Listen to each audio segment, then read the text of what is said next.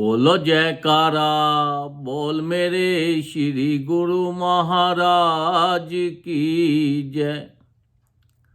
सौभाग्यशाली प्रेमी गुरुमुखों, हमें संत महापुरुषों के वचनों पर अमल करना पड़ेगा। जो अमल करते हैं वो लाभ उठा लेते हैं, जो अमल नहीं करते वो बाद में पछताते हैं और फिर पछताने के बाद कुछ नहीं बन सकता, क्योंकि समय निकल जाता है। एक बार एक राजा था, उसके मन में आया कि चलो पूर्ण संत हैं रविदास जी, उनके पास जाते हैं और उनके पास अमर कुंड है, वो अमर कुंड में से हम भी जल पीते हैं तो हम भी अमर हो जाएंगे। जब वो राजा रविदास जी के पास गया और रविदास जी को देखा कि वो एक को उनका पानी का हौज है, उसके अंदर चमड़े को धो रहे हैं। राजा ने जाकर कहा कि रविदास जी, आपके पास अमृत का कुंड है, उसमें से हमें भी एक प्याला अमृत पिला दो। तो रविदास जी ने उनको उसी जहाँ चमड़ा धो रहे थे उसमें से थोड़ा सा हाथ में जल लिया और उसको बोला हथेली करो, हथेली में वो डाल दिया। अब राजा कुछ बोल नहीं सका, क्योंकि उनको पता था ये संत आदमी हैं और मैं इनके पास आया हूँ, और आकर मैं अगर ऐसे अवज्ञा करूँगा तो अच्छा नहीं होगा। तो उन्होंने वो जल पीने से हिचकिचाए कि भैया इसमें तो ये चमड़ा धो रहा है, तो ये अमृत कुंड तो है नहीं। उन्होंने वो जल को ऊपर ले जाते हुए अपने बाजुओं में डाल लिया और चले गए। और जब जाके तो वो जब घर जाके अपना कोट उतारा तो देखा कि उसके अंदर तो अजीब तरह के धब्बे पड़ गए। अब उसने वो धोबी को दे दिया कि भैया ये कोट धो के लाओ, ये धब्बे पड़ गए हैं, निकाल के। अब धोबी ने कपड़े धोए और अच्छी तरह से धोए, फिर भी वो धब्बे नहीं गए।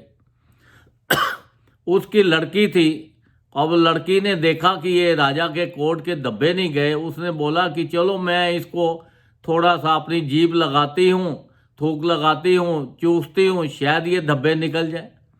जब उसने उसको वो धब्बों को चूसा, जीभ लगाई, तो उसको रूहानियत ताकत मिल गई। जब रूहानियत की ताकत मिल गई और उसकी चर्चा फैलने लग गई बहुत शहर में, राजा ने उसको बुलाया और पूछा कि तुझे ये रूहानियत की ताकत कहाँ से मिली। फिर उसने सुनाया कि राजा का कोट था, धोने के लिए आया था, अब उसमें धब्बे पड़े हुए थे, वो जाते नहीं थे, तो मैंने उनको चूसा और उससे मुझे रूहानियत की ताकत मिल गई। तो राजा फिर कवि रविदास के पास गया और जाकर उनसे माफ़ी मांगने लगा। फिर उनको बोला कि मेरे ऊपर कृपा करो और मुझे वो अमृत पिलाओ। तब संत महापुरुषों ने फरमाया कि देखो वो समय था, उस टाइम तो आपको आपकी देख का योगदान देकर, आपको काबिलियत देकर आपको अमृत दिया था, पर अब तो वो ख़त्म हो गया है, अब नहीं मिल सकता। अब इसके लिए आपको बड़ी मेहनत करनी पड़ेगी, तब जाके इसका वो मिलेगा। पहले नाम जपो, भजन करो, फिर बहुत मेहनत करोगे तो फिर जाके कहीं अमृत नसीब होगा। तो ये देखो, हम जो संत महापुरुषों के वचनों पर अमल कर लेते हैं वो लाभ उठा लेते हैं। अब राजा ने उस टाइम अमल नहीं किया, बाद में पछताना पड़ा। ऐसे ही एक कथा और सुनाता हूँ। एक बार दो औरतें जा रही थी, उनके दोनों के हाथ में मटकी थी और उसके अंदर आटा पड़ा हुआ था। अब जाते जाते बारिश हो रही थी, अब रास्ते में कीचड़ था। अब वो कीचड़ के अंदर एक औरत फिसलने लगी। जब वो फिसलने लगी तो उसने दूसरी औरत का सहारा लिया। जैसे ही दूसरी औरत का सहारा लिया तो वो भी गिर गई। अब उनकी मटकियाँ टूट गई, आटा जो था वो सारा वहीं फैल गया। अब एक औरत जो थी वो तो जोर जोर से रोने लग गई। अब दूसरी औरत जो थी अब वो मुस्कुरा रही है। तो संत महापुरुष सामने खड़े थे। संत महापुरुषों ने उनसे पूछा कि भाई मटकियां, नुकसान तो दोनों का हुआ, मटकियां टूट गई हैं और आटा भी दोनों का गिर गया है। तू क्यों इतनी जोर जोर से रो रही है और ये मुस्कुरा रही है? ये क्या कारण है? जो मुस्कुरा रही थी औरत, उसने बताया कि ये कुट्टू का आटा है और हम जब पीस रहे थे इसने रत्ती भर भी उसमें टेस्ट भी नहीं देखा, खाया भी नहीं, इसलिए ये रो रही है कि इतनी मेहनत भी की और कुछ बना भी नहीं। और मैं तो बीच बीच में खाती रही, जब खाती रही तो मेरा तो पेट भी भरा हुआ है और इसका पेट भी खाली है। अब वो राजा ने फिर संत महापुरुषों ने फरमाया कि देखो, जो हमारा शरीर है ये एक मटकी की तरह है, ये कब टूट जाना है इसकी कोई गारंटी नहीं है। जो बीच बीच में इसके साथ भजन कर रहा है, जो अच्छे काम कर रहा है वही आनंद ले सकता है, और जो बीच में मटकी के जो भजन नहीं कर रहा उसका तो फिर आप ही समझते हो। तो इसलिए परमात्मा का भजन हमें साथ साथ हर वक्त उठते बैठते चलते फिरते करना चाहिए, ताकि हमारा जो है पेट भरा रहे, ताकि हमारा ये जब शरीर चला भी जाए तो कोई तकलीफ ना हो। तो ये जो समय है, ये समय ने रुकना नहीं है, ये समय एक नदी की धारा की तरह बह रहा है। जैसे नदी के अंदर पानी जो आ गया, जो चला गया वापस नहीं आता। ये शरीर दोबारा मिलने वाला नहीं है हमको, तो हम ये शरीर से पूरा पूरा लाभ लेना है। जो संत महापुरुष जो हमारे ऊपर इतनी कृपा करते हैं, हमें नाम देते हैं, जगह जगह उन्होंने सत्संग आश्रम बनाए हुए हैं, हमें वो आश्रमों में जाना चाहिए, ज़्यादा से ज़्यादा सत्संग में जाना चाहिए, ज़्यादा से ज़्यादा नाम लेना चाहिए। उन्होंने जो 5 नियम बनाए हैं, श्री आरती, पूजा, सत्संग, सेवा, सिमरन और ध्यान, जो श्रद्धा सहित करे निश्चय हो कल्याण, हमें उनके नियमों का पालन करना पड़ेगा। संत महापुरुषों ने जो हमारे लिए 5 नियम बना दिए, वो कहते हैं कि ये नियमों का पालन भी कर लिया तो तब भी आप सचखंड को चले जाओगे काल से बच जाओगे, क्योंकि काल का ग्रास तो सभी ने बनना है, एक ना एक दिन तो सभी ने जाना है। कोई भी संसार पे यहाँ पे रुक नहीं सकता। जो बोले मेरी मेरी मेरी मेरी करता ही वो चला जाता है, क्योंकि ये जो हमारा शरीर है ये एक मटके की तरह है, ये कभी भी टूट सकता है, इसकी कोई गारंटी नहीं है।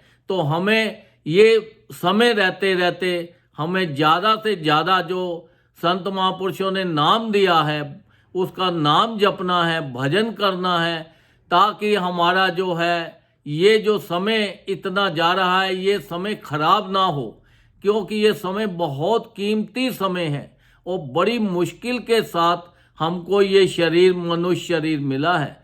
और इस शरीर के हम मिसयूज ना करें, क्योंकि हम ये संसारिक चीज़ों में फंस गए हैं। हमें ये संसारिक चीज़ें ही सच्ची लगती हैं और इन्हीं चीज़ों में फंसकर हम अपना वक्त जो है ख़राब कर रहे हैं। ये पल पल इतना कीमती समय है, इतना कीमती समय है कि ज़रूरत से ज़्यादा, तो हमें ये समय को बर्बाद ना करें, ज़्यादा से ज़्यादा हम भजन करें और संसारिक चीज़ों में भी टाइम दें, परिवार में भी टाइम दें, अपने बिजनेस में भी टाइम दें। जब उनकी तरफ पूरा ध्यान रखते हो तो तभी परिवार चलता है, तभी बिजनेस चलता है। तो ऐसे ही हमें जो अपने श्वास इतने कीमती मिले हैं, ये श्वासों का भी ध्यान रखना है कि ये इतने कीमती श्वास हैं। संत महापुरुष हमें कृपा करते हैं हमारे ऊपर, हमें दर्शन देते हैं, हमें नाम देते हैं। ये जो नाम जप के तो हम अपने श्वासों का कुछ ना कुछ तो वसूल कर लें। जो समय निकल गया सो निकल गया, उसको भूल जाओ। जो आने वाला समय है उसके अंदर ज़्यादा से ज़्यादा कोशिश करो भजन करने की। जितना हम भजन करेंगे, जितना नाम जपेंगे, उतने ही संसार के हमें सुख ज़्यादा मिलेंगे।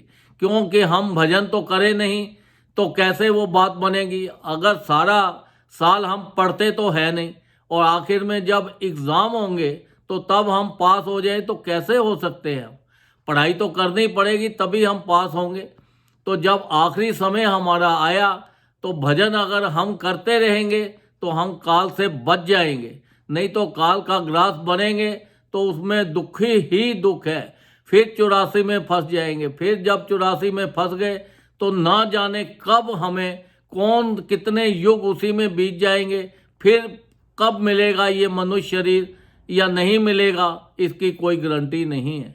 जो देवता लोग भी हैं वो भी ये मनुष्य शरीर धारण करते हैं। वो कहते हैं कि ये मनुष्य शरीर जो है सबसे अति उत्तम है, और ये शरीर का लाभ उठाना संत महापुरुष कहते हैं कि बार बार चेताते हैं कि भैया नाम जपो, नाम जपो, नाम जपो, ताकि ये शरीर का पूरा पूरा लाभ ले सके।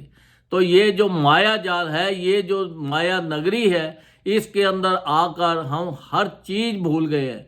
हमें तो बस ये संसार की चीजें अच्छी लगती है, यह धन दौलत अच्छा लगता है, परिवार अच्छा लगता है, और दुनिया की चीजें अच्छी लगती है। तो हम अपनी चीज को भूलकर दूसरी चीजों में फंस गए हैं, और उनमें कोई लाभ नहीं है, उसमें तो बस नुकसान ही नुकसान है, घाटा ही घाटा है। और आखिरी समय में जाके अगर हम बोले कि हमें कुछ टाइम और मिल जाए तो टाइम नहीं मिलना हमको, क्योंकि ये बड़ा कीमती वक्त है और हाथ से बड़ी स्पीड के साथ गुजर रहा है। अब घड़ी को देखो, घड़ी एक एक सेकंड देखो कितनी स्पीड के साथ टाइम बीतता है। किसी को पता भी नहीं लगता कि कैसे टाइम बीत गया, इतने साल कैसे बीत गए, इतने महीने कैसे बीत गए। तो ये जो समय की कदर करो और ज़्यादा से ज़्यादा भजन करो, ताकि हम आखिरी टाइम में उस सचखंड में जाएं। संत महापुरुष हमें बार बार एक ही बात बताते हैं कि नाम जपो, जिससे कि आपके जीवन का कल्याण हो सके। ये संत महापुरुषों की चरण शरण में जाएंगे, उनका हुक्म मानेंगे, उनका हुक्म का पालन करेंगे, तभी हमारा कल्याण होगा। और संत महापुरुष हमेशा बार बार वो हमें एक ही बात बताते हैं कि देखो आपके लिए पूरे वर्ल्ड के अंदर जगह जगह आश्रम बना दिए, ये आश्रमों में जाओ, यहाँ जाके सत्संग सुनो और सत्संग पे अमल करो। अगर अमल नहीं किया तो फिर पछताना पड़ेगा। ताकि ये हमें संसार में हम आए हैं तो हमें सबके लिए अच्छा सोचना है, अच्छा करना है, अपने लाइफ में कोई भी गलत काम नहीं करना। क्योंकि जब हम आखिरी टाइम आएगा, हमें अपने जो भी किए हुए कर्म हैं उन कर्मों का भोग भोगना ही पड़ेगा। तो इसलिए अपने अच्छे कर्म करेंगे तो हमें सुख मिलेगा, शांति मिलेगी, खुशी मिलेगी। अगर हम कोई गलत काम करते हैं तो हमें सिवाय दुखों के और कुछ नहीं मिलेगा। तो ज़्यादा से ज़्यादा, जितना ज़्यादा से ज़्यादा टाइम हो भजन करो। संत महापुरुष फरमाते हैं ये कलयुग में कम से कम भी आप 2 घंटे रोज भजन करो। अगर 2 घंटे नहीं कर सकते तो 1-1 घंटा करके करो। अगर 1-1 घंटा करके नहीं करते तो आधा घंटा करके करो। भजन जरूर करो, ताकि ये भजन से ही हमारा कल्याण होगा। यही भजन करते करते हम सचखंड में पहुंच जाएंगे, और एक ना एक दिन तो जाना ही है। जब जाएं तो हम खुशी से, स्माइलिंग फेस से जाएं, ताकि हमारा लोक ये संसार में भी हमें खुशियां मिलें और परलोक में भी खुशियां मिले। उनका भजन करते करते अपने जीवन का सफ़र जो है वो अच्छा व्यतीत करे, खुशी से करे, ताकि लोक और परलोक दोनों ही सुखी रहे। और बोलो जयकारा, बोल मेरे श्री गुरु महाराज की जय।